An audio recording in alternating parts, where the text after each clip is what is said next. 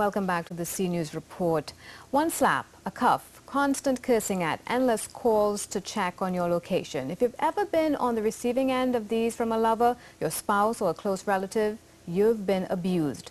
Women are frequently the targets of domestic abuse, rape and other attacks in the home. It's a scourge that strains families and disrupts lives, but as Jonathan Chase tells us, there's hope and you can help. From the 1st of January to September, there were 1,069 cases of domestic violence.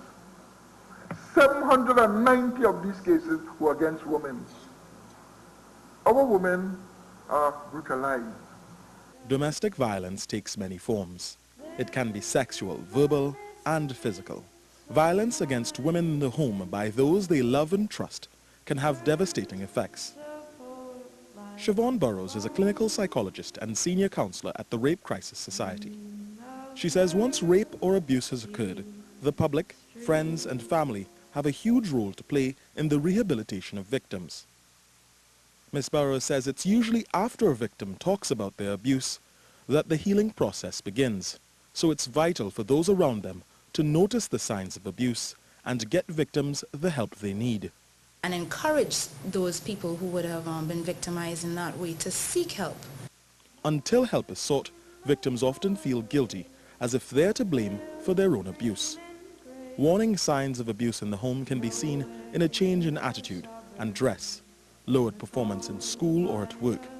Victims often shy away from social contact and cut themselves off from friends and family.